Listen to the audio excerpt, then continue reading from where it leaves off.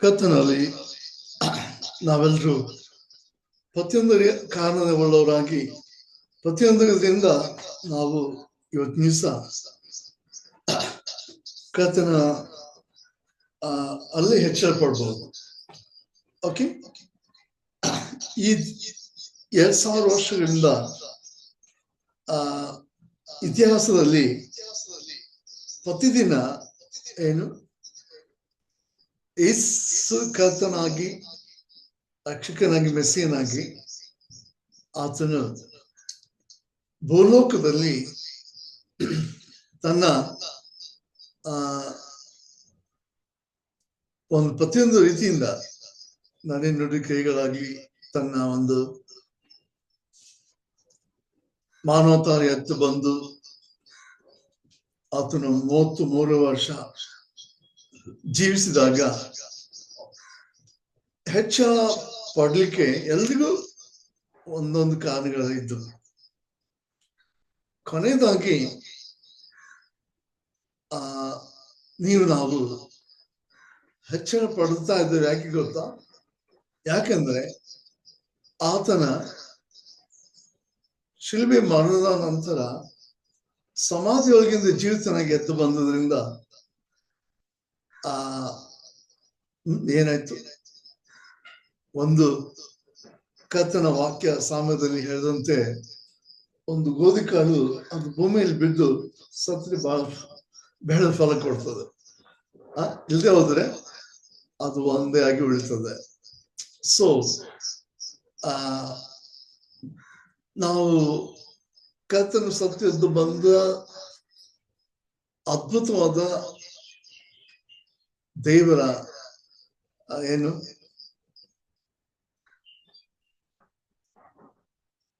ಯೋಜನೆ, ಅದಕ್ಕೆ ಕಾರಣ ಯಾರು?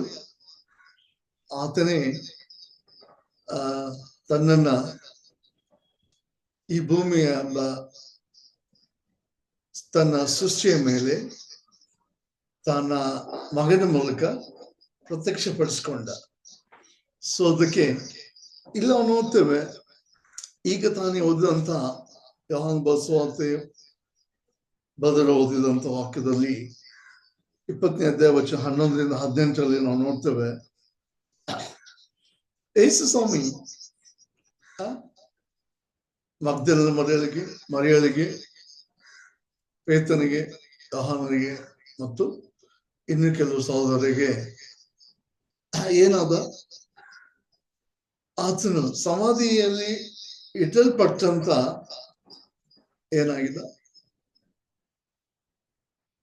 ಆತನು ತನ್ನ ಪ್ರಾಣವನ್ನು ಕೊಟ್ಟು ಆತನ ಸಮಾಧಿಯಲ್ಲಿ ಹೂಣಿಟ್ಟಲ್ಪಟ್ಟವನಾಗಿ ಏನಾದ, ಅವರಿಗೆ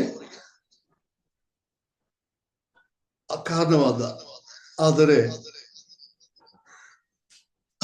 ಅವರಿಗೆ ಆ ಒಂದು ಕಾರಣ ಏನಾಗಿತ್ತು, ಅದು ನಿಜವಾಗ್ಲೂ ಇವತ್ತು ಸಹ ಈ ಲೋಕದಲ್ಲಿ ಅನೇಕರಿಗೆ ಏನಾಗಿದೆ, ಬೇರೆ ಕಾರಣ ಆಗಿದೆ. ಏನು, ಯಾವ ಕಾರಣ? ಈಗ ನಾನು ಒಂದು ಪ್ಯಾಂಪ್ಲೆಟ್ ಓದಿದೆ ಎಷ್ಟೋ ವರ್ಷಗಳ ಹಿಂದೆ, ಸುಮಾರು 40 ವರ್ಷಗಳ ಹಿಂದಾಗಿದೆ. ಆ ಪ್ಯಾಂಪ್ಲೆಟ್ ನಲ್ಲಿ ಕ್ರುಸಿಫಿಕ್ಷನ್ ಅಂತ ಅಂದ್ರೆ ಶಿಲ್ಬಿ ಮರಣ ಕನ್ನಡದಲ್ಲಿ. ಆದರೆ ಅವರೇನ್ ಮಾಡೋದು ಗೊತ್ತಾ, ಕೃಷಿ ಮತ್ತು ಹೈಫನ್ ಫಿಕ್ಷನ್ ಅಂತ ಅಂದ್ರೆ ಶಿಲ್ಬೆ ಮರಣ ಏನು, ಅದು ಒಂದು ಏನ್ ಗೊತ್ತಾ, ಮಾರ್ತ್ಯ ಅಥವಾ ಅದೊಂದು ಬರೀ ಏನು ಊಹಾಪೋಹ. ಯಾರಿಗೆ ಗೊತ್ತಾ? ಯಾರಿಗೆ ಅಂದ್ರೆ ಸುಳ್ಳನ್ನ ಕೇಳಿದಂಥವ್ರಿಗೆ. ಆ ಸುಳ್ಳನ್ನ ಹೇಳಿದವ್ರು ಬೇರೆ ಯಾರಲ್ಲ, ನಮ್ಮ ನೆರೆಯವರೇ, ನಮ್ಮ ಅಧರ್ಮೀಯರೇ, ನಮ್ಮ ಜೊತೆಗೆ ನಮ್ಮ ಲೋಕದಲ್ಲಿದ್ದವರೇ. ಹಾಗಾದರೆ ಪ್ರಿಯರೇ, ಇವತ್ತು ಯೇಸು ಸ್ವಾಮಿಯನ್ನ ನಾವು ಯಾವ ಕಾರಣದಿಂದ ಏನ್ ಮಾಡ್ತಾ ಇದ್ದೇವೆ, ಸನ್ನಿಧಿಯನ್ನ ನಾವು ಬಂದು ಸೇರಿ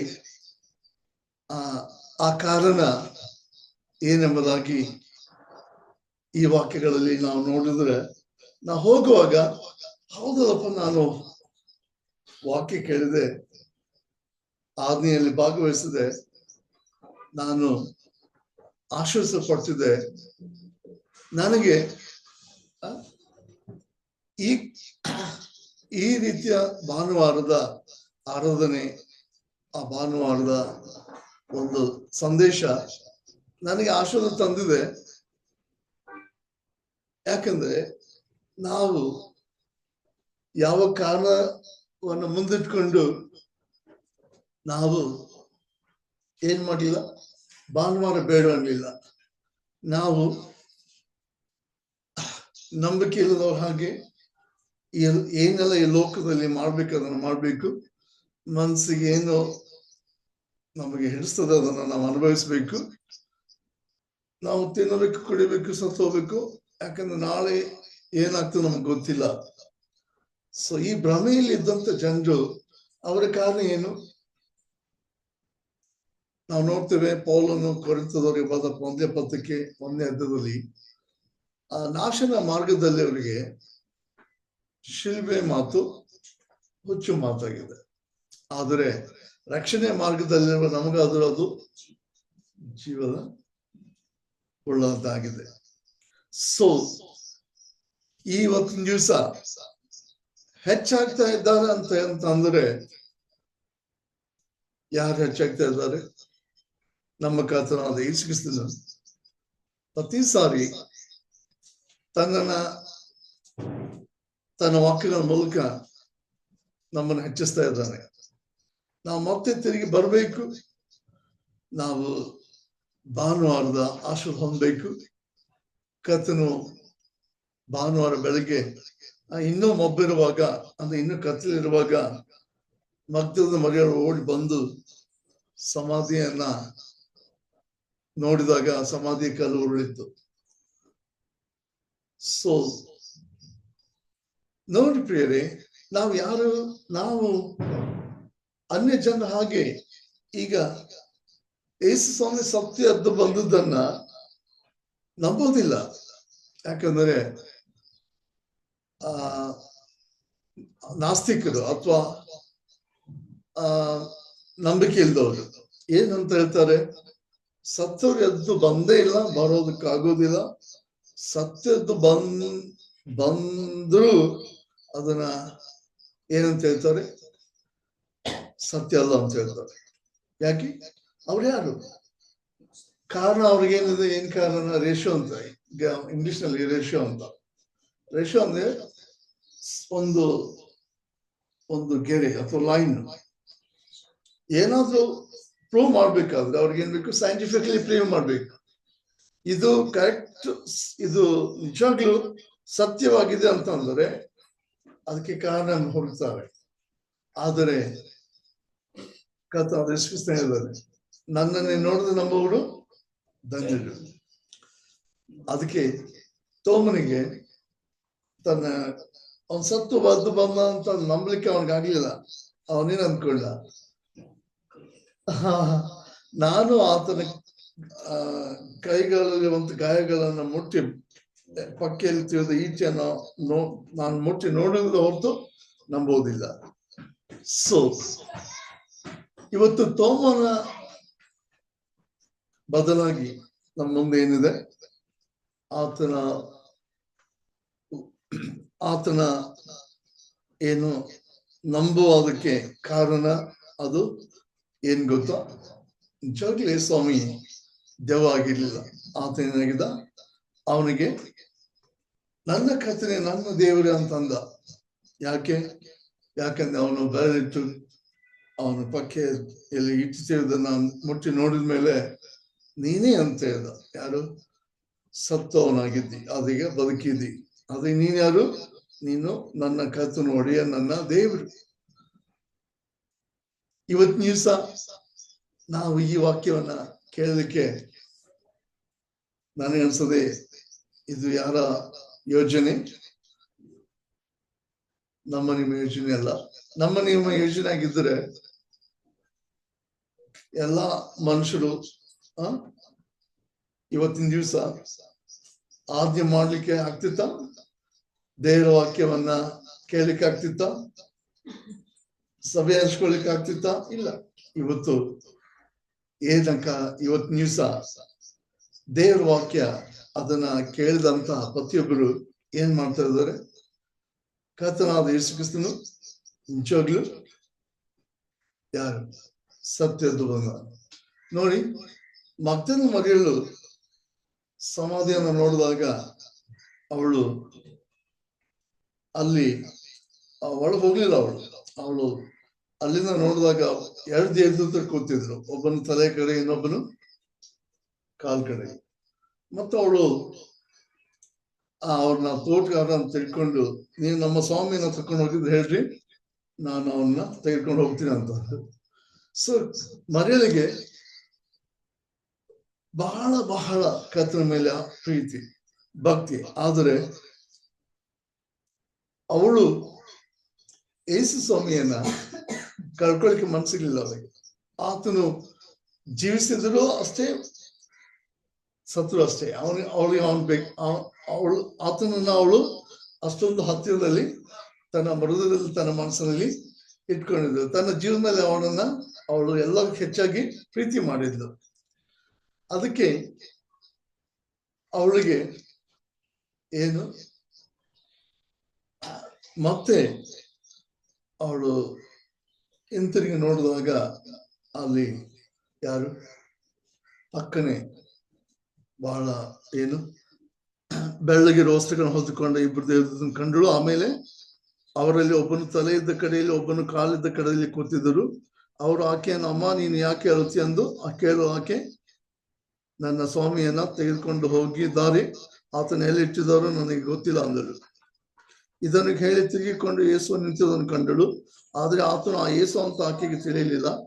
ಯೇಸು ಆಕೆಯನ್ನು, ಅಮ್ಮ ಯಾಕೆ ಅಳುತ್ತೀಯ, ಯಾರನ್ನು ಹುಡುಕುತ್ತಿ ಎಂದು ಕೇಳಲು ಆಕೆ ಆತನನ್ನು ತೋಟಗಾರನಿಂದ ನೆನೆಸಿ ಆತನಿಗೆ, ಅಯ್ಯ ನೀನು ಆತನನ್ನು ಎತ್ತಿಕೊಂಡು ಹೋಗಿದ್ದರೆ ಎಲ್ಲಿ ಇಟ್ಟಿದ್ದಿ ಹೇಳು, ನನಗೆ ಹೇಳು, ನಾನು ತೆಗೆದುಕೊಂಡು ಹೋಗುತ್ತೇನೆ ಎಂದು ಹೇಳಿದಳು. ಇಲ್ಲಿ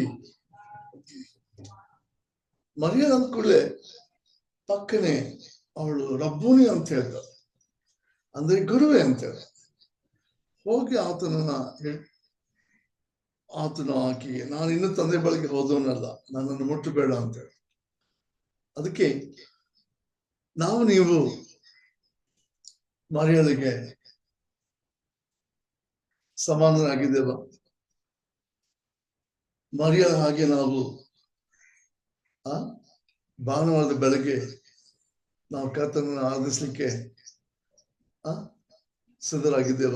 ಯಾಕಂದ್ರೆ ಮರಿಯಳು ಇನ್ನೂ ಯೇಸುವಿನ ಸಮಾಧಿಯಲ್ಲಿ ಇಟ್ಟದನ್ನೇ ಅವಳ ಮನಸ್ಸಲ್ಲಿದೆ. ಅವನು ಸತ್ಯ ಎದ್ದು ಬಂದದನ್ನ ಅವಳು ನಂಬಿರ್ಲಿಲ್ಲ. ಅದಕ್ಕೆ ನಾವು ನೋಡ್ತೇವೆ ಇವತ್ತು ದಿವಸ ನಮಗೆ ಯೇಸು ಸ್ವಾಮಿ ಮರಿಯಳ ಅಂತ ಕರೆದ ಮೇಲೆ ಆಕೆ ಆತನನ್ನ ಗುರುತಿಡ್ತಾಳೆ ಮತ್ತು ಅವಾಗ ನಂಬ್ತಾಳೆ.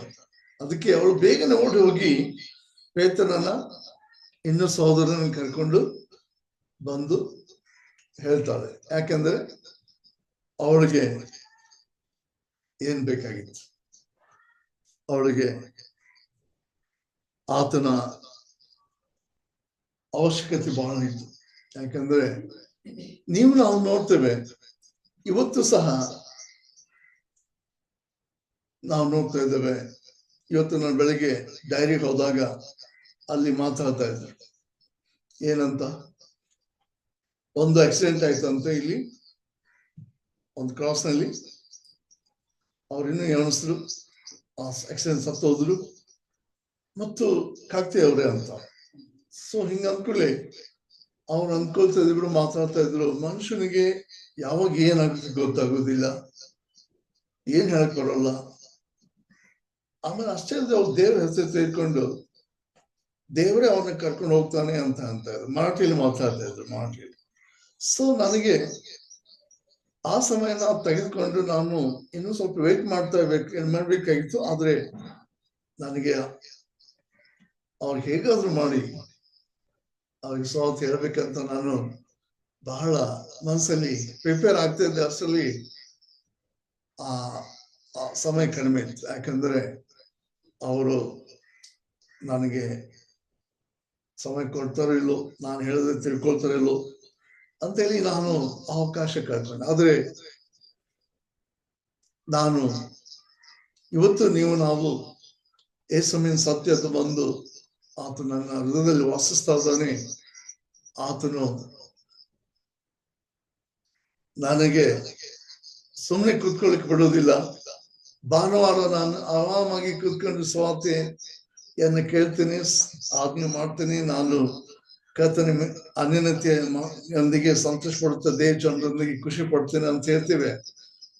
ಬಟ್ ನಾವು ಒಂದ್ ವೇಳೆ ಆ ಅಪಾಯಕ್ಕೆ ಕೊಟ್ಟಂತ ಸಂದೇಶ ಸುವಾರ್ತೆ, ಅದು ಶುಭ ಸಂದೇಶ, ಅದನ್ನು ನಾವು ಹೇಳ್ಬೇಕಂತ ದೇವ್ ನಮ್ಮನ್ನ ಆಶೀರ್ವಾದ ಮಾಡಿ. ಅದಕ್ಕೆ ನಮ್ಗೆ ಕಾರಣ ಏನು? ನಾವು ಸಂಡೆಯಿಂದ ಆಶೀರ್ವಾದ ಹೊಂದಬೇಕು. ನಾವು ಸಂಡೆ ಅಂದ್ರೆ ನಾವು ನಮಗೆ ಏನ್ ಬೇಕು?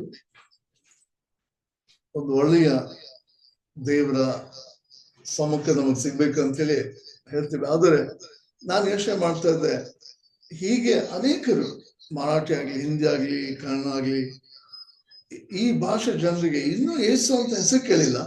ಯೇಸು ಸ್ವಾಮಿ ರಕ್ಷಕ ಅಂತ ಯಾರು ಹೇಳಿಲ್ಲ, ಮತ್ತೆ ಯೇಸು ಸ್ವಾಮಿ ದೇವರ ಅಂತ ಅವ್ರಿಗೆ ಗೊತ್ತಿಲ್ಲ. ನಾನು ಈ ವಾರದಲ್ಲಿ ಎಷ್ಟು ಜನ ಹೇಳಿದೆ ಸ್ವಾರ್ಥೆ? ನಾನು ಹೇಳಲಿಕ್ಕೆ ಇಷ್ಟಪಡ್ತೇನೆ. ನಾನು ಬಟ್ಟೆಯನ್ನ ಪ್ರೆಸ್ ಮಾಡ್ಕೊಳಕ್ ಹೋದಾಗ ಅಲ್ಲಿ ಹೋದಾಗ ನಾನು ನಿಲ್ಬೇಕಾಯ್ತು. ಯಾಕಂದ್ರೆ ನನಗೆ ಈ ಬಟ್ಟೆಯನ್ನ ಇಸ್ತ್ರಿ ಮಾಡ್ಕೊಂಡು ನಾನು ಮನೆ ಓಪನಿಂಗ್ ಹೋಗ್ಬೇಕಾಗಿತ್ತು. ಅದಕ್ಕೆ ನಾನು ಹೋಗಿ ನಿಂತ್ಕೊಂಡು ಮಾಡ್ಕೊಡಿ ಅಂತ ಹೇಳಿ ಅವ್ರು ಹೇಳಿ ಮಾಡಿಸ್ಕೊಳ್ತಾ ಇದ್ದೆ. ಒಂದು 10 ನಿಮಿಷ ಟೈಮ್ ಇತ್ತು ನನಗೆ. ಸೊ ಅಲ್ಲಿ ಒಬ್ಬ ಯಾರು ಬಾರ್ಬರ್ ಶಾಪ್ ಮಾಡೋದು, ಆ ಪಕ್ಕದ ಅಂಗಡಿಯಲ್ಲಿ ಬಾರ್ಬರ್ ಶಾಪ್ ಅವನು ಎಲ್ಲ ಇದನ್ನ ನಾಮ ಬೆಳ್ಕೊಂಡು ಅವನು ಬಹಳಷ್ಟು ಏನು ಅದು ಇದನ್ನ ಧರ್ಮದ ಒಬ್ಬ ಏನಾಗಿದ್ದ, ಅನುಯಾಯಿ ಆಗಿದ್ದ. ಅವನನ್ನ ನೋಡಿ ನಾನು ಸುಮ್ಮನೆ ಕೂತ್ಕೊಳ್ಳಿಲ್ಲ. ಅವನಿಗೆ ಇಷ್ಟು ಸ್ಪಷ್ಟವಾಗಿ ಹೇಳ್ದೆ.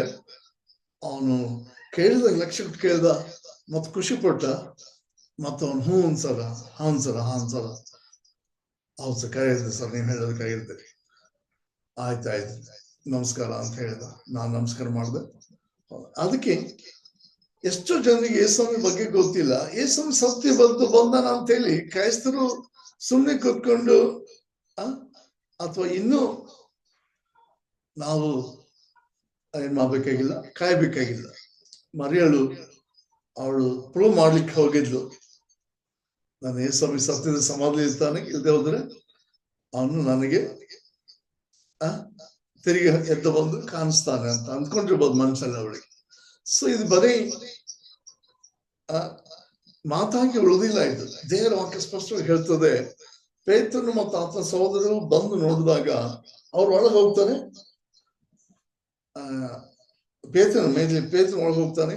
ಪೇತ್ರನು ಹೋದಾಗ ಯೇಸುವಿ ಮುಖಪೌಡ ಮತ್ತು ಆತನ ಬಟ್ಟೆ ಹಂಗೆ ಇತ್ತು, ಅದು ಯೇಸುವಿನಲ್ಲಿ. ಹೀಗೆ ಅವರು ಏನ್ ಮಾಡ್ತಾರೆ, ನೀವು ಹೋಗ್ರಿ, ನಾನು ಗಲ್ಯದಲ್ಲಿ ನಿಮ್ಮನ್ನ ನಾನು ನೋಡ್ತೀನಿ, ಭೇಟಿ ಆಗ್ತೀನಿ, ನಿಮ್ಮ ಸಹೋದರಿಗೆ ಹೇಳ್ರಿ ಅಂತ ಹೇಳ್ತಾರೆ. ಹೀಗೆ ಕರ್ತನಾದ ಯೇಸು ಕ್ರಿಸ್ತನು ಮನೆಗಳಿಗೆ ಯಾಕೆ ಅಳುತ್ತೀಯ ಅಂತಂದು ಕೇಳಿದ್ರೆ, ನಮ್ಗೆ ಗೊತ್ತಿದೆಯಲ್ಲ ಪ್ರಿಯರಿ, ಯೇಸುಸ್ವಾಮಿ ಶಿಲ್ಬೆ ಹೊತ್ಕೊಂಡು ಕಲ್ವಾರಿ ಬೆಟ್ಟನ್ನು ಹತ್ತುವಾಗ ಆತನನ್ನ ಹಿಂಸಿಸಿ ಕೊಳ್ಳೆಯಿಂದ ಹೊಡೆದು ಶಿಲ್ಬೆ ಮರವನ್ನ ಕಂಬವನ್ನ ಆತನ ಹೆಗಲ ಮೇಲೆ ಇಟ್ಟು ಅವನನ್ನ ಏನ್ ಮಾಡ್ತಾ ಇದ್ದಾರೆ, ಹೇಳ್ಕೊಂಡು ಹೋಗ್ತಾ ಇರ್ತಾರೆ. ಅವಾಗ ಮುಸ್ಲಿಂ ಸ್ತ್ರೀಯರು ಎದೆ ಬಡ್ಕೊಳುತ್ತಾ ಅಳ್ತಾ ಇರ್ತಾರೆ. ಅದಕ್ಕೆ ಸ್ವಾಮಿ ಮುಸ್ಲಿಂ ಸ್ತ್ರೀಯರಿ, ನನಗಾಗಿ ಅಳ್ಬೇಡ್ರಿ, ನಿಮಗಾಗಿ ನಿಮ್ಮ ಮಕ್ಕಳಿಗಾಗಿ ಅಳ್ಳಿರಿ ಅಂತ. ಪ್ರಿಯರಿ, ನಾವು ಇಲ್ಲಿ ಏನನ್ನ ಬಹಳ ಸ್ಪಷ್ಟವಾಗಿ ನೋಡ್ತೀವಿ ಅಂದ್ರೆ, ಅಪ್ಪ ಯೇಸು ನನಗಾಗಿ ಅಳ್ಬೇಡ್ರಿ ಅಂದ್ರೆ, ನಾನಂತೂ ಮೆಸ್ಸಿಯನಾಗಿ ಬಂದು ನಿಮ್ಮನ್ನು ರಕ್ಷಣೆ ಮಾಡ್ಲಿಕ್ಕೆ ನನ್ನ ಪ್ರಾಣ ಕೊಟ್ಟು ನಿಮ್ಮ ಪಾಪ ಶಾಪ ಹೊತ್ಕೊಂಡು ದೇವರ ಕೋಪಕ್ಕೆ ಗುರಿಯಾಗಿ ನಾನು ಶಿಲ್ಬೆ ಮೇಲೆ ನನ್ನನ್ನ ಒಪ್ಪಿಸ್ತೇನೆ. ಆದ್ರೆ ನೀವು ನಿಮ್ಮ ಮಕ್ಕಳಿಗಾಗಿ ಏನ್ ಮಾಡಿರ್ತೀರಾ? ನಿಮ್ಗೆ ಗೊತ್ತಾ ಪ್ರಿಯರೇ, ಇಸ್ರೇಲ್ ಮತ್ತು ಹಮಾಸ್ ಮಧ್ಯದಲ್ಲಿ ಯುದ್ಧ ಆದಾಗ ಗಾಜಾದಲ್ಲಿ ಆದಂತ ನಷ್ಟ, ಆ ಗಾಜಾ ನೆಲಸಮ ಆದಂತ ದೃಶ್ಯ ನಾವು ನೋಡಿದ್ರೆ ಇವತ್ತು ಭಯಂಕರ. ಎಷ್ಟೋ ಮಕ್ಕಳನ್ನ ಕಳ್ಕೊಂಡ, ಎಷ್ಟೋ ತಂದೆ ತಾಯಿಗಳು ಏನಾಗಿದ್ದಾರೆ, ದುಃಖದಲ್ಲಿದ್ದಾರೆ. ಎಷ್ಟೋ ಮಕ್ಕಳು ಅನಾಥರಾಗಿದ್ದಾರೆ, ವಿಧೇಯರಾಗಿದ್ದಾರೆ. ಹೀಗಾದ್ಮೇಲೆ ಅಪ್ಪ ಯೇಸು ಖಂಡಿತ ಒಬ್ಬನೇ ನೋಡಿ ನಾವು ನೆನ್ಸ್ಕೊಳ್ಬಹುದು. ಇಲ್ಲಿ ಇರಾನ್ ದೇಶದಲ್ಲಿ ಆ ಸರ್ಕಾರವನ್ನ ಒಬ್ಬನೇ ವ್ಯಕ್ತಿ ಸರ್ವಾಧಿಕಾರಿಯಾಗಿ ನಡೆಸ್ತಾ ಇದ್ದಾನೆ. ಆದ್ರೆ ಅನೇಕ ಜನರು, ಮಿಲಿಯನ್ಸ್, ಲಕ್ಷಗಟ್ಟಲೆ ಜನರು ಇರಾನ್ ನಲ್ಲಿ ಯೇಸುವನ್ನು ನಂಬಿ ಏನಾಗ್ತದೆ, ರಕ್ಷಣೆ ಹೊಂದ್ತಾ ಇದ್ದಾರೆ. ಹಾಗಾದ್ರೆ ಇರಾಕ್ ನಲ್ಲಿ ಸಹ ಬಹಳಷ್ಟು ಜನ ದೇವರ ಕಡೆ ತಿಳ್ಕೊಳ್ತಾ ಇದ್ದಾರೆ.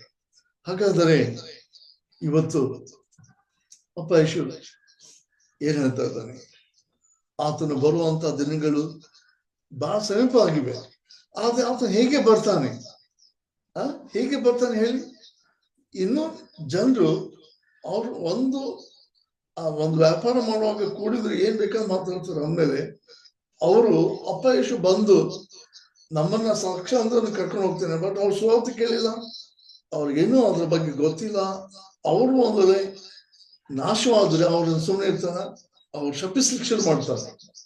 ಏನಂತ, ಯೇಸು ಸಹ ದೇವರಾಗಿದ್ದು ನನಗೆ ಯಾಕೆ ಹೇಳಿಲ್ಲ, ನನಗೆ ಆತನ ಯಾರು ಬಂದು ಆತನ ಬಗ್ಗೆ ಹೇಳಿಲ್ಲ, ನಾನು ನಂಬ್ತಿದ್ದೆ, ನನಗೆ ಸತ್ಯ ಗೊತ್ತಿದ್ರೆ ನಾನು ನಂಬ್ತಿದ್ದೆ, ನನಗೆ ಗೊತ್ತಿಲ್ಲ, ನನಗೆ ಹೇಳಿಲ್ಲ, ಆತನ ಯಾಕೆ ನನ್ನ ರಕ್ಷಣೆ ಮಾಡಿಲ್ಲ ಅಂತ ಅನ್ಕೊಳ್ಬೋದಲ್ವಾ? ನನಗೆ ಗೊತ್ತಿಲ್ಲ ಆ ವ್ಯಕ್ತಿ ನಾಶಕ್ಕೆ ಗುರಿ ಆಗಿದ್ದಾನ ಅಥವಾ ಆ ವ್ಯಕ್ತಿ ಸ್ವಾತಿ ಕೇಳಿದೆ ಆತನ ನಂಬಿಕೆ ಹೋಗಿದ್ದಾನ ಅಂತ ಗೊತ್ತಿಲ್ಲ. ಆದ್ರೆ ನಾನು ಅನ್ಕೊಳ್ತೀನಿ, ಒಂದ್ ವೇಳೆ ಇನ್ ಮುಂದೆ ಅಪ್ಪ ಯೇಸು ಬಂದು ಸಭೆನ ಎತ್ಕೊಂಡು ಹೋದ್ರೆ, ಸಭೆಗೆ ಯಾಕೆ ಎತ್ಕೊಂಡು ಹೋಗ್ತಾನೆ ಅಂತ ಗೊತ್ತಾ? ಯಾಕಂದ್ರೆ ಸಭೆ ಏನಾಗ್ಬಾರ್ದು, ಬಹಳ ಇವತ್ತು ದಿವಸಗಳಲ್ಲಿ ನೀವು ಬೆಳಿಗ್ಗೆ ಎದ್ದ ಕೂಡಲೇ ಬಹಳ ನಮ್ಗೆ ಕಷ್ಟದ ದಿನಗಳು ಬರ್ತವೆ. ಒಂದಾದ್ಮೇಲೆ ಒಂದಿನ ಕಷ್ಟ ದಿನಗಳು. ಇವತ್ತು ನಾವು ಒಬ್ಬ ದೊಡ್ಡ ದೇವರ ಸಂದೇಶಕರು ಸೆಪ್ಟೆಂಬರ್ 27 ಯೇಸುವೆ ಬರುವಂತ ದಿನ ಅಂತ ಅದ್ರ ಮೇಲೆ ವಾಕ್ಯ ಹೇಳ್ತಾ ಇದ್ರು. ಅಂದ್ರೆ ಅಷ್ಟೊಂದು ಹತ್ತಿರವಾಗಿದೆ. ಆದ್ರೆ ಈ ಕೆಲ ವೆಸ್ಟರ್ನ್ ಕಂಟ್ರೀಸ್, ಪಾಶ್ಚಿಮಾತ್ಯ ದೇಶಗಳಲ್ಲೆಲ್ಲ ಯೇಸುವೆ ಯಾರಂತ ಗೊತ್ತಿಲ್ಲ, ಕೆಲವರು ಗೊತ್ತಿಲ್ಲ. ಬಟ್ ನಾವು ಯೇಸುವಿನ ಸುವಾರ್ತೆಯನ್ನು ಸಾರದೆ ಹೋದ್ರೆ, ರಕ್ಷಣೆ ಹೊಂದದೇ ಇರುವಂತ ಜನರನ್ನ ಕರ್ತನು ರಕ್ಷಿಸದೆ ಹೋದ್ರೆ ಏನದು, ಸಭೆಗೆ ಇನ್ನೂ ಸಾಕ್ಷಿ ಕೊಡ್ಬೇಕಾಗಿದೆ, ಸಭೆ ಇನ್ನೂ ಸ್ವಾರ್ಥ ಸಾರಬೇಕಾಗಿದೆ. ಅದಕ್ಕೆ ಸಭೆಗೆ ನಾವು ಇವತ್ತು ಬರ್ತಾನಂತ ಹೇಳಿ ನಾವು ಸೇವೆ ಮಾಡ್ಬೇಕಾಗಿದೆ. ಕರ್ತನ ಬರ್ತಾನಂತ ಸಿದ್ಧಬೇಕಾಗಿದೆ. ಮತ್ತು ಕರ್ತನ ಬಂದ್ರೆ ನಾನು ಅವನ ಜೊತೆಗೆ ಪರಲೋಕಕ್ಕೆ ಹೋಗ್ತೀನಿ ಅಂತ ನಾವು ಖುಷಿ ಪಡ್ಬೇಕಾಗಿದೆ. ಬಟ್ ಅದೇ ವೇಳೆಯಲ್ಲಿ ಇನ್ನೂ ಕರ್ತನ ವಾಕ್ಯ ಸ್ವಾರ್ಥೆಯನ್ನು ಕೇಳದಿರುವಂತ ಜನರಿಗಾಗಿ ಕರ್ತನ ತಡ ಮಾಡ್ತಾ ಇರ್ಬೋದಲ್ವಾ? ಅದು ಅನೇಕರು ನಮ್ಮವರೇ, ಎಷ್ಟೋ ಜನ ಇನ್ನು ಬೆಳಕಿಗೆ ಬಂದಿಲ್ಲ, ಇನ್ನೂ ಹೆಸರು ಯಾರಂತ ಗೊತ್ತಿಲ್ಲ. ಹಾಗಾದ್ರೆ ಅಪ್ಪ ಯೇಸು ಏನ್ ಮಾಡ್ತಾನೆ, ಯಾಕೆ ಹೇಳುತ್ತೆ ಅಂತ ಕೇಳಿದಾಗ, ಸತ್ಯ ಅಂತ ಬಂದ್ಮೇಲೆ ಜೀವಿತನ ಆದಾಗ ಅವನು ಯಾಕೆ ಹೇಳುತ್ತೆ ಅಂತ ಕೇಳ್ತಾನೆ. ಅಲ್ಲಿ ತನ್ನ ಪ್ರಾಣವನ್ನು ಶಿಲ್ಬೆಯನ್ನು ಹೊತ್ಕೊಂಡು ಹೋಗಿ ಕೊಡುವಾಗ ಯಾಕೆ ಅಳ್ಬೇಡ ಅಂತ ಹೇಳ್ತಾನೆ, ಅಳ್ಳ ಅಂತ ಹೇಳ್ತಾನೆ. ಈಗ ಸತ್ಯ ಅಂತ ಯಾಕೆ ಹೇಳುತ್ತೆ ಅಂತ ಹೇಳ್ತಾನೆ. ಹಾಗಾದ್ರೆ ಪುನರುತ್ಥಾನ ಶಕ್ತಿ ಎಷ್ಟು ದೊಡ್ಡ ನೋಡು. ಏನಂದ್ರೆ ಯಾಕೆ ಹೇಳುತ್ತೆ ಅಂತ ಹೇಳ್ತೀನಿ. ಯಾಕೆ ಹೇಳುತ್ತೀನಿ, ನಾನು ಸತ್ಯ ಎದ್ದು ಬಂದೇನೆ, ನಾನು ಯಾರಂತ ನಿಂಗೆ ಗೊತ್ತಿದೆಯಲ್ಲ. ನಾನು ನೀವು ಇವತ್ತು ನಮ್ಮ ಮಕ್ಕಳಿಗಾಗಿ ನಾವು ಅಳ್ಬೇಕಾಗಿಲ್ಲ. ಆದ್ರೆ ಅವ್ರು ಸುವಾರ್ತೆ ಕೇಳದೆ ಹೋದ್ರೆ ಅಳ್ಬೇಕು, ಅವ್ರು ನಂಬದೆ ಹೋದ್ರೆ ಅಳ್ಬೇಕು, ಅವ್ರು ಇನ್ನೂ ಸತ್ಯ ತಿಳ್ಕೊಳ್ದೆ ಹೋದ್ರೆ ಅಳ್ಬೇಕು, ಪ್ರಾರ್ಥನೆ ಮಾಡ್ಬೇಕು. ಆದರೆ ನಾವು ಸಂಜೆ ಬಂದಾಗ ನಾವು ಸ್ವಾಮಿ ನಮ್ಗೆ ಹೇಳ್ತಾನೆ, ನೀ ಯಾಕೆ ಹೇಳ್ತೀನಿ, ಹಾಡಮ್ಮ ಮಗಳೇ, ಹಾಡಮ್ಮ ಮಗನೇ, ಸ್ತುತಿಸಮ್ಮ, ಸ್ತೋತ್ರ ಮಾಡಮ್ಮ, ಉಗ್ರ ನೆನ್ಸಮ್ಮ, ನಾನು ನಿನಗೆ ಮಾಡೋದನ್ನ ನೀನ್ ಕೇಳಮ್ಮ, ಮಾಡಿದ್ದನ್ನ ನೀನ್ ನೆನಪಿಗೆ ತಂದ್ಕೊಳ್ಳಮ್ಮ. ನೀನು ಯಾರೆಂತ ನಿನಗೆ ಗೊತ್ತಿಲ್ಲ ಮಗಳೇ. ಜೀವವಂತದಿಂದ ಎದ್ದು ಬಂದು ಜೀವಿಸುವಂತ ನಾನು ನಿನ್ನ ಜೀವನ ಏನ್ ಮಾಡ್ತಾ ಇದ್ದಾರೆ, ಕಾಪಾಡ್ತಾ ಇದ್ದಾರೆ. ನಿನ್ನ ಜೀವನ ನಾನು ನನ್ನ ಕೈಯಿಂದ ಅರ್ಕಿಸ್ಕೊಳ್ಳೋದಿಲ್ಲ. ಪ್ರೇರಿ ಇವತ್ತು ನನ್ನ ಆತ್ಮದ ಸಲುವಾಗಿ ನನಗೆ ಬಹಳ ಕಾಳಜಿ ಇದೆ. ನಮ್ಮೆಲ್ರಿಗೂ ಹಂಗೆ. ಆದರೆ ನಮ್ಮ ಆತ್ಮದ ರಕ್ಷಕ ಒಬ್ಬನೇ, ನಮ್ಮ ಹೃದಯ ರಾಜ ಅವನೇ, ನಮ್ಮ ಪ್ರಾಣ ಪ್ರಿಯ ಅವನೇ ಅಂತ ಹೇಳಿ ಮರಿಯ ಹೇಳಿದ್ಲು ಲೋಕ ಹೊಸತ್ತು 1:45. ಹಾಗಾದ್ರೆ ಇವತ್ತು ನಾವು ಆಜ್ಞೆ ಮಾಡ್ತಾ ಇದ್ದೇವೆ, ನಾವು ಕರ್ತನ ಸಂಧಿಲಿದ್ದೇವೆ. ಕರ್ತನ ಹೇಳ್ತಾ ಇದ್ದಾನೆ, ಯಾಕೆ ಹೇಳುತ್ತಿ? ಹಾಡಮ್ಮ ಮಗಳೇ, ಹಾಡಮ್ಮ ಮಗನೇ, ಸ್ತೋತ್ರ ಮಾಡಮ್ಮ, ಸ್ತುತಿ ಸಮ, ಉಪಕಾರ ನೆನ್ಸಮ್ಮ. ನಾನು ಈಗ ಇಲ್ಲಿವರೆಗೂ ನನ್ನ ಕಾಪಾಡಿ ನಿನ್ನನ್ನು ಕಾಪಾಡಿ ನಡೆಸ್ತಾ ಬಂದೇನೆ. ನಿನ್ನ ಮುಂದೆ ನಾನೇ ಇನ್ನು ಹೆಚ್ಚಾಗಿ ಕಾಪಾಡ್ತೇನೆ. ಇನ್ನು ಹೆಚ್ಚು ನಿನಗೆ ಕಷ್ಟ ಬರ್ಬೋದು, ಇನ್ನು ಹೆಚ್ಚು ನೀನು ಏನಾಗ್ಬೋದು, ನನಗಾಗಿ ಜೀವಿಸುವಾಗ ಹಿಂಸೆ ಬರ್ಬೋದು. ಬಟ್ ನಾನು ಎಲ್ಲವುಗಳಿಂದ ಬಿಡಿಸಿ ನೀನು ಕಾಪಾಡ್ತೇನೆ. ಆಮೇಲೆ ಎಲ್ಲವುಗಳಿಂದ ತಪ್ಪಿಸಿ ಕಾಪಾಡ್ತೇನೆ ಅಂತ ಹೇಳ್ದ. ಹಾಗಾದರೆ ಮುಂದಿನ ವಾಕ್ಯದ ನಾವು ನೋಡ್ತೇವೆ, ವಚನ 17. ದಯವಿಟ್ಟು ವಚನ 17 ನಾವು ಓದ್ಬೇಕಾಗಿ ಕೇಳ್ಕೊಳ್ತೀನಿ. ವಚನ 20:17.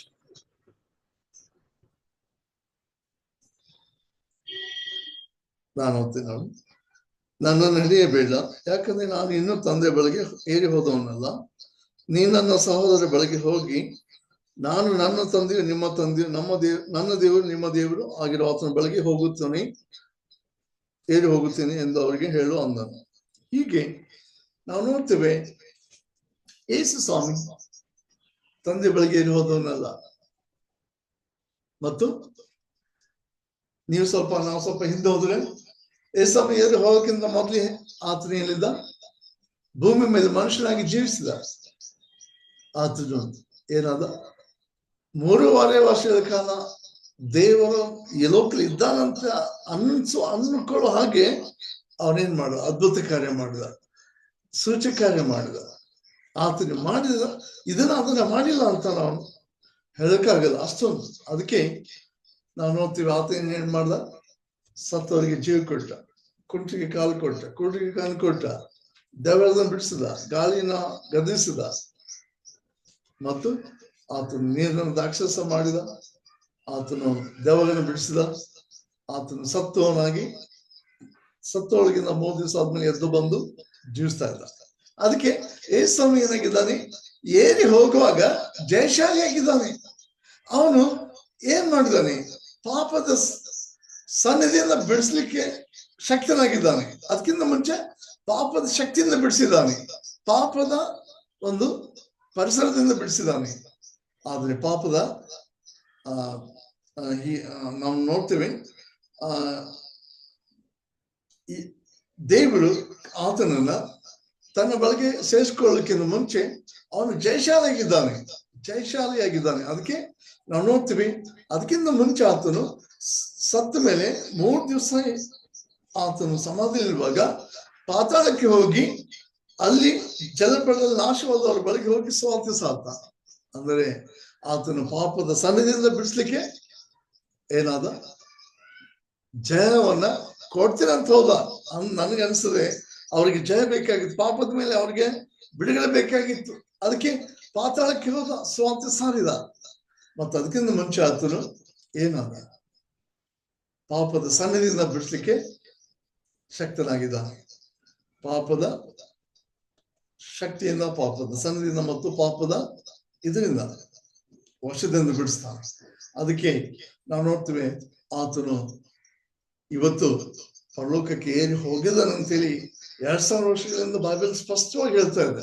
ಸತ್ಯವನ್ನ ಅದು ನಮಗೆ ತಿಳಿಸ್ತಾ ಇದೆ. ನಾವು ಇವತ್ತು ಎಷ್ಟು ಧನ್ಯರು ಗೊತ್ತಾ.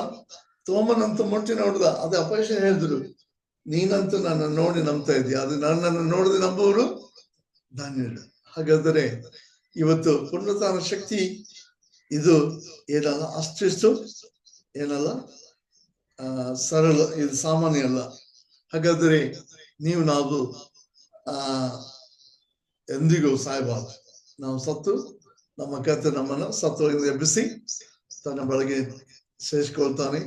ಅದಕ್ಕೆ ನಾವು ಜೀವದಿಂದ ಇದ್ದರೂ ನಾವು ಆತನು ಬಂದಾಗ ಕಣ್ಣರೆಪ್ಪೆ ಬರ್ಷರೊಳಗಾಗಿ ಪಕ್ಕನೆ ಮಾರ್ಪಾಟು ಹೊಂದಿ ಆತನೊಂದಿಗೆ ಒಯ್ಯಲ್ಪಡುವುದು. ಪ್ರಿಯರೇ, ಇದೊಂದೇ ಸತ್ಯ ಇಡೀ ಲೋಕವನ್ನು ಮೇಲ್ಕೆಳಗೆ ಮಾಡಿದೆ. ಆದರೆ ಇದನ್ನ ಸೈತಾನ ಏನ್ ಮಾಡ್ತಾ ಇದ್ದಾರೆ, ನಾವು ಕೇಳಬಾರ್ದು ಇದನ್ನ. ಅದಕ್ಕೆ ಇವತ್ತು ಸುವಾರ್ತೆಯನ್ನು ವಿರೋಧಿಸ್ತಾರೆ, ಸಭಾಪಾಲಕರನ್ನು ಹಿಂಸಿಸ್ತಾರೆ, ಸಭೆಗಳನ್ನು ಕೆಡವಿ ಹಾಕ್ತಾ ಇದ್ದಾರೆ. ಇವತ್ತು ನಮ್ಮ ಭಾರತ ದೇಶದಲ್ಲಿ ಅನೇಕ ರಾಜ್ಯಗಳಲ್ಲಿ ಆಂಟಿ ಕನ್ವರ್ಷನ್ ಬಿಲ್ ಅನ್ನು ತರ್ತಾ ಇದ್ದಾರೆ. ನಮ್ಮ ಸಂವಿಧಾನದ ಹಕ್ಕದು, ನಾವು ಏನ್ ಬೇಕಾದ್ರೂ ಆಯ್ಕೆ ಮಾಡ್ಬೋದು, ಯಾವುದೇ ಇದಕ್ಕೆ ನಾವು ಸಂಬಂಧ ಪಡ್ಬೋದು. ಆದರೆ ನಮಗೆ ಎದ್ರಿಗೂ ಯಾರು ವಿರೋಧ ಮಾಡುವಂತಿಲ್ಲ, ಯಾರು ನಮ್ಮಲ್ಲಿ ತಪ್ಪು ಹೊರಿಸಬೇಕಾಗಿಲ್ಲ, ಯಾರು ನಮಗೆ ನೀವು ಯಾಕೆ ಧರ್ಮ ಬಿಟ್ಟು ಧರ್ಮ ಹೋಗ್ತೀರ ಅಂತ ಕೇಳೋ ಹಕ್ಕಿಲ್ಲ. ಆದ್ರೆ ತಪ್ಪಾಗಿ ಅರ್ಥ ಮಾಡ್ಕೊಳ್ತಾರೆ. ಸೈತಾನನು ಯಾವ ರೀತಿಯಲ್ಲಿ ಸೌಲನನ್ನ ಏನ್ ಮಾಡ್ತಾ ಇದ್ದ, ಸಭೆಯನ್ನು ಹಿಂಸೆ ಪಡಿಸುವ ರೀತಿಯಲ್ಲಿ ಆತನ ಜೀವಿಸ್ತಾ ಇದ್ದ. ಆದ್ರೆ ಕರ್ತನಾದ ಯೇಸು ಕ್ರಿಸ್ತನ ಏನ್ ಮಾಡ್ದ, ಪೌಲನಾಗಿ ಮಾಡಿ ಆತನ ಸಭೆ ಕಟ್ಟುವವನನ್ನಾಗಿ ಮಾಡಿದ. ಅದಕ್ಕೆ ಇವತ್ತು ಸ್ವಾಮಿ, ಇವತ್ತು ಸಭೆಗಳಲ್ಲಿ ನೀವು ಎಷ್ಟು ದಿವಸ ಅಂತ ನಾವು ನಂಬುತ್ತಾ ಇರ್ಬೇಕು, ಎಲ್ಲಿವರೆಗೂ ದೇವರ ವಾಕ್ಯ ಇರ್ತದೆ ಅಲ್ಲಿವರೆಗೂ. ಆಮೇಲೆ ಯಾಕಂದ್ರೆ ಭೂಮಿ ಆಕಾಶ ಅಳದು ಹೋಗ್ಬೋದು, ಆದ್ರೆ ನನ್ನ ವಾಕ್ಯ ಅದರೊಳಗಿಂದ ಒಂದು ಸೊನ್ನೆ ಆದರೂ ಎಲ್ಲ ನೆರಳು ಹೋದ್ದು ಅಳದು ಹೋಗ್ಬೋದು ಇಲ್ಲ. ಹಾಗಾದ್ರೆ ಈ ವಾಕ್ಯವನ್ನು ಕೇಳಿ ನಾವು ಹೋಗೋಣ ಎಲ್ಲಿ? ಲೋಕದಲ್ಲಿ. ಯಾಕಂದ್ರೆ ಲೋಕದಲ್ಲಿ ಇನ್ನೂ ಬಹಳ ಅವಕಾಶಗಳಿವೆ, ಬಾಗಿಲು ತೆರೆದಿದೆ. ಇನ್ನು ಲೋಕದಲ್ಲಿ ಬಹಳಷ್ಟು ಜನರಿಗೆ ಸ್ವಾರ್ಥೆ ಬೇಕಾಗಿದೆ.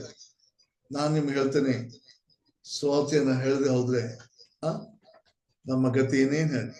ನೀವೆಲ್ಲರೂ ಸಭೆಯಲ್ಲಿ ಇದ್ಕೊಂಡು ನಂಬಿಗಸ್ತರಾಗಿರ್ಬೇಕನ್ನೋದು ನನ್ನ ಪ್ರಾರ್ಥನೆ. ಮತ್ತು ಸಭೆಯನ್ನ ಪ್ರೋತ್ಸಾಹ ಪಡಿಸ್ರಿ. ಸಭೆಯದು ದೇವರ ಮಕ್ಕಳ ಒಂದು ಏನು ದೇಹ ಅಂತ, ಆ ದೇಹದಲ್ಲಿ ಯಾವಾಗ್ಲೂ ನಂಬಿಗಸ್ತರಾಗಿರಿ. ನಮಗೆ ಈ ಲೋಕದಲ್ಲಿ ಸಮಯ ಬಹಳ ಕಡಿಮೆ ಇದೆ. ನಾವು ಒಂದು ಭಾನುವಾರ ಕಳ್ಕೊಂಡ್ರೆ ಮುಂದಿನ ವಾರ ನಮಗೆ ಸಿಗ್ತದಂತೇಳಿ ನಾವು ಏನ್ ಮಾಡೋದು ಬೇಡ, ನಾವು ಕಾಯ್ದು ಬೇಡ. ಇವತ್ತು ನನಗೆ ಸಾಧ್ಯನ, ಕಷ್ಟ ಇದೆಯಾ, ಪರವಾಗಿಲ್ಲ, ಕಷ್ಟ ಇದ್ರೆ ನಾನು ಕೇರ್ ಮಾಡೋದಿಲ್ಲ, ನಾನು ಹೋಗ್ತೇನೆ. ಆದ್ರೆ ನಾನು ಸಭೆಯಲ್ಲಿ ನಿಂತ್ಕೊಂಡು ನಾನು ಪ್ರಾರ್ಥನೆ ಮಾಡ್ತೇನೆ ಸಭಾಪಾಲಕರಾಗಿ, ನಾನು ಇನ್ನೊಬ್ಬ ಸಹೋದರಿಗಾಗಿ ನಾನು ಪ್ರೋತ್ಸಾಹ ಮಾಡ್ತೇನೆ. ಇವತ್ತು ನೀವು ಸಹ ಅನೇಕರನ್ನ ಪ್ರೋತ್ಸಾಹ ಮಾಡ್ಬೇಕು. ಅನೇಕರ ಅದರ ಸಭೆಗೆ ಬರುವಂತೆ ನೀವು ಸಹ ಏನ್ ಮಾಡ್ಬೇಕು, ಅವರಿಗೆ ನೀವು ನಿಮ್ಮ ವಿಶೇಷವಾದ ಪ್ರಾರ್ಥನೆಯ ಮೂಲಕವಾಗಿ ಅವರನ್ನು ಪ್ರೋತ್ಸಾಹಿಸ್ಬೇಕು. ಇವತ್ತು ಒಂದ್ ವೇಳೆ ನಾಳೆ ನಾವು ಇಲ್ಲಿದ್ದೇವೆ, ಅದು ಮುಂದೆ ಇರ್ತೇವಾ ಇಲ್ವೋ ಗೊತ್ತಿಲ್ಲ. ಆದ್ರೆ ಖಂಡಿತ ಕರ್ತನಾದರೂ ಬರುವಂತ ದಿನ ಸಮೀಪ ಆಗಿದೆ. ನಾವು ಆಮೇಲೆ ಸ್ವಾರ್ಥ ಸಾರಲಿಕ್ಕೆ ನಮಗೆ ಅವಕಾಶಕತೆ ಬೆಳ್ತದ ಇಲ್ಲ. ಪರಲೋಕದಲ್ಲಿ ಹೋಗಿ ನಾವು ಯಾರಿಗೂ ಸ್ವಾರ್ಥ ಸಾರೋದಿಲ್ಲ. ಪರಲೋಕದಲ್ಲಿ ನಾವೆಂದಿಗೂ ನಮ್ಮ ಸಭೆ ನಿಮ್ಮ ಸಭೆ ಅನ್ಕೊಂಡು ನಾವು ಅಲ್ಲಿರೋದಿಲ್ಲ. ನಾವು ಪರಲೋಕದಲ್ಲಿ ಎಂದಿಗೂ ನಾನು ದೇವರಾಜ್ಯ ಕಟ್ಟಲಿಕ್ಕೆ ನಾನು ಅದು ಕೊಡ್ತೀನಿ ಅಂತ ಕೊಡಕ್ಕಾಗಲ್ಲ. ಈಗಲೇ ಇದೆ, ನಮ್ಮ ಹತ್ರ ಕೊಡ್ಲಿಕ್ಕೆ ಸಮಯ ಇದೆ, ಕೊಡೋಣ. ನಮ್ಮ ಹತ್ರ ಕೊಡ್ಲಿಕ್ಕೆ ಹಣ ಇದೆ, ಕಾಣಿಕೆ ಕೊಡೋಣ. ನಮ್ಮ ಸಭೆಯಲ್ಲಿ ಇಟ್ಕೊಂಡು ನಮಗೆ ದರ್ಶನ ಇದೆ ಅಂತ ಹೇಳಿ ನಾವು ಏನ್ ಮಾಡೋಣ, ಸೇವೆ ಮಾಡೋಣ, ಪ್ರಾರ್ಥನೆ ಮಾಡೋಣ. ನಾವು ಕರ್ತನ ಬರೋವರೆಗೂ ನಾವು ಏನ್ ಸಾಧ್ಯವಾದನ್ನ ಮಾಡೋಣ. ಯಾಕಂದ್ರೆ ಕರ್ತನ ನಮ್ಮನ್ನು ಬಂದು ಕರ್ಕೊಂಡು ಹೋದ್ಮೇಲೆ ನಾವು ಏನ್ ಮಾಡಕ್ಕಾಗಲ್ಲ. ನನಗೆ ಮುಂದೆ ಮತ್ತೆ ಅದನ್ನ ಮಾಡ್ಲಿಕ್ಕೆ ಅವಕಾಶ ಸಿಗ್ತದೆ ಅಂದ್ರೆ ನಮ್ಗೆ ಸಿಗೋದಿಲ್ಲ. ನಮಗ್ ಸಿಗೋದಿಲ್ಲ ಕೇವಲ ನಾವು ಕರ್ತನ ಬರೋದಕ್ಕಿಂತ ಮುಂಚೆ ಈ ಲೋಕದಲ್ಲಿ ಕರ್ತನಿಗಾಗಿ ಏನ್ ಮಾಡ್ತೇವೆ ಅದ್ರ ಪ್ರತಿಫಲ ನಮ್ಗೆ ಸಿಗ್ತದೆ. ಆಮೇಲೆ ಪದವಿ, ಜಯಮಾಲೆ, ಕಿರೀಟ, ಕರ್ತನು ನಮ್ಮ ಕ್ರಿಯೆಗಳಿಗೆ ತಕ್ಕಂತೆ ನಮ್ಮ ಪ್ರತಿಫಲ ಕೊಡ್ತಾನೆ. ಪ್ರೇರೆ ಪುನರುತ್ಥಾನ ಶಕ್ತಿಯನ್ನ ನಾವು ಯೋಚನೆ ಮಾಡಿದ್ರೆ ಏನ್ ಗೊತ್ತಾ, ಕರ್ತನಾದ ಯೇಸು ಕ್ರಿಸ್ತನಿಗೆ ಎಲ್ಲ ಮಾಡಿದ್ದನ್ನ ನಾವು ಮಾಡ್ತಾ ಇದ್ದೇವೆ. ನಾವೇನು ಅದನ್ನ ಅವ್ರಿಗೆ ಸೇರಿಸ್ತಾ ಇಲ್ಲ, ತೆಗಿತಾ ಇಲ್ಲ. ಆಮೇಲೆ ಅದಕ್ಕೆ ಪ್ರಕಟಣೆ 1ನೇ ಅಧ್ಯಾಯ 9ನೇ ವಚನದ ಪ್ರಕಾರ ಕರ್ತನಿಗಾಗಿ ಮತ್ತು ಆತನ ವಾಕ್ಯಕ್ಕಾಗಿ ನಾವು ಸಾಕ್ಷಿಯಾಗಿರ್ಬೇಕು.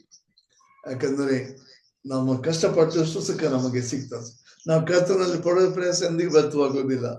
ಕರ್ತನ ನಮ್ಮನ್ನು ಕರೆದಿದ್ದಾನೆ, ನಮ್ಮನ್ನ ಆಶಿಕೊಂಡಿದ್ದಾನೆ ಮತ್ತು ಆತನು ನಮಗೆ ವರ ಕೊಟ್ಟಿದ್ದಾನೆ. ನಮಗೆ ಪರಿಶುದ್ಧಾತ್ಮನಿಂದ ಅಭಿಷೇಕ ಮಾಡಿ ನಮ್ಮನ್ನು ತುಂಬಿಸಿ ನಮ್ಮನ್ನ ಬಲಪಡಿಸ್ತಾ ಇದ್ದಾನೆ. ಅದಕ್ಕೆ ಈ ವಾಕ್ಯದ ಮೂಲಕ ಕರ್ತನನ್ನ ನಾವು ಇನ್ನೂ ಹೆಚ್ಚಾಗಿ ಏರಿ ಹೋದನು ಮತ್ತೆ ಬರ್ತಾ ಇದ್ದಾನೆ. ಆದ್ರೆ ಆತನು ಭಾನುವಾರ ಪಂಚಾಶತಮದಿಂದಂದು ಪರಿಶುದ್ಧಾತ್ಮನನ್ನ ಕಳಿಸಿಕೊಟ್ಟ ಆತನು ಇವತ್ತು ನಮ್ಮ ಜೊತೆಗಿದ್ದಾನೆ, ನಮಗೆ ಸಹಾಯ ಮಾಡ್ತಾ ಇದ್ದಾನೆ, ತನ್ನ ಮಕ್ಕಳ ಮೂಲಕ ಎಲ್ಲ ಸತಿಗೆ ನಡೆಸ್ತಾ ಇದ್ದಾನೆ. ಅದಕ್ಕೆ ನಾವೇನಾಗಿದ್ದೇವೆ, ನಮಗೆ ಕಾರಣ ಇದೆ. ಏನ್ ಗೊತ್ತಾ, ಯಾವ ಮರಿಗಳು ಪ್ರೇತ ಸಹೋದರರು ಸಮಾಧಿಯನ್ನ ಹೋಗಿ ನೋಡಿದ್ರೆ ಬರಿಗಾಯ್ತಲ್ಲ, ಅದೇ ಸಮಾಧಿ ಇವತ್ತು ಬರಿದಾಗಿದೆ. ನಾವು ಲಕ್ಷ ರೂಪಾಯಿ ಖರ್ಚು ಮಾಡಿ ಹೋದ್ರೆ ನಾವು ನೋಡ್ಬೋದು, ಏ ಸ್ವಾಮಿ ಎಲ್ಲಿ ಶನಿ ಹಾಕಲ್ಪಟ್ಟ, ಎಲ್ಲಿ ದೀಕ್ಷಾಸನ ತೆಗೆದುಕೊಂಡ, ಎಲ್ಲಿ ಅವನ ಸಮಾಧಿಯಲ್ಲಿ ಹೋಗ್ತಿರ್ಪಟ್ಟ, ಯಾವ ಸಮಾಧಿ ಖಾಲಿ ಇದೆ, ಆದ್ರೆ ಅವನು ಎಲ್ಲಿದ್ದಾನೆ, ಜೀವಿತನಾಗಿ ಎದ್ದ ಒಂದು ಪಳಕಕ್ಕೆ ಹೋಗಿದ್ದಾನೆ. ಇವತ್ತು ಸಹ ಆತನು ನಮ್ಗೆ ಜಯ ಕೊಟ್ಟಿದ್ರೆ, ನಾವು ಸೋತೋದವರಾಗಿ ಸಭೆಯಲ್ಲಿ ಇಲ್ಲ, ನಾವು ಸೋತೋದವರಾಗಿ ಆಜ್ಞಾನ ಮಾಡ್ಲಿಕ್ಕೆ ನಾವು ಬಂದಿಲ್ಲ. ನಾವು ಜಯಶಾಲಿಗಳಾಗಿ ಜೀವಿಸ್ತಾ ಜಯಘೋಷ ಮಾಡ್ತಾ ಇದ್ದೇವೆ. ಯಾಕಂದ್ರೆ ಅಪ್ಪ ಯೇಸು ನಮ್ಮನ್ನ ಲೋಕದ ಮೇಲೆ, ಸೈತಾನ ಮೇಲೆ, ನಮ್ಮ ಶರೀರಗಳ ಮೇಲೆ ಜಯ ಕೊಟ್ಟಿದ್ದಾನೆ. ಆಮೇಲೆ ಅದಕ್ಕೆ ನಾವು ಪಾಪ ಮಾಡೋದಿಲ್ಲ, ಪರ್ಫೆಕ್ಟ್ ಆಗ್ತೀವಿ ಅಂತಲ್ಲ. ಪಾಪದ ಲೋಕ ಇದು, ಪಾಪ ಇದೆ, ಅದು ನಾವು ಪಾಪದಿಂದ ನಾವು ದೂರ ಆಗ್ತಾ ಇದ್ದೇವೆ. ಪಾಪ ಮಾಡದಂತೆ ನಮ್ಮನ್ನು ಪುರುಷ ತಡಿತಾ ಇದ್ದಾನೆ, ಶೋಧನೆ ಮೇಲೆ ಜಯ ಕೊಡ್ತಾ ಇದ್ದಾನೆ. ನಾವು ಪರಿಕೊಂಡಲ್ಲ, ನಾವು ಇನ್ನೂ ಪಾಪದ ಸ್ವಭಾವದಲ್ಲಿ ಇದ್ದೇವೆ. ಬಟ್ ಕರ್ತನು ತನ್ನ ಮಕ್ಕಳಿಗೆ ಹೇಳ್ತಾನೆ, ನಾನು ಏನಾಗಿದ್ದೇನೆ, ನಿಮ್ಮನ್ನ ಪ್ರತಿಯೊಂದು ರೀತಿಯಿಂದ ನಾನು ನಿಮ್ಮನ್ನ ಆಶೀರ್ವಾದ, ಇವತ್ತು ಆಶೀರ್ವಾದ ನನಗೆ ಸಿಕ್ಕಿದೆ ಅಂತ ನಾನು ನಂಬ್ತೇನೆ. ನನಗಲ್ಲ, ನಮ್ಮೆಲ್ಲರಿಗೂ, ನನ್ನೊಬ್ಬರಿಗಲ್ಲ, ನಮ್ಮೆಲ್ಲರಿಗೂ. ಹಾಗಾದ್ರೆ ಈ ಆಶೀರ್ವಾದ ನಿಜವಾದ ಆಶೀರ್ವಾದ, ಈ ಜೀವಿತ ನಿಜವಾದ ಜೀವಿತ, ಇದರಲ್ಲೇ ನಾವು ಹಿಗ್ಗುತ್ತಾ ಇರೋಣ, ಇದರಲ್ಲೇ ನಾವು ನಿರೀಕ್ಷೆಯವರಾಗಿ ಜೀವಿಸೋಣ. ಇದರಿಂದಲೇ ನಮ್ಮ ಜೀವಿತದ ಮೂಲಕ ಕರ್ತನಿಗೆ ಮಹಿಮೆ ತರಲಿಕ್ಕೆ ದೇವರು ಸಹಾಯ ಮಾಡ್ಲಿ. ಕರ್ತನ ಈ ವಾಕ್ಯನ ನಮ್ಮ ಹತ್ರ ಆಶೀರ್ವಿಸ್ಲಿ. ದೇವರು ತಾನೇ ಮಹಿಮೆ ಹೊಂದಲಿ. ಆಮೇಲೆ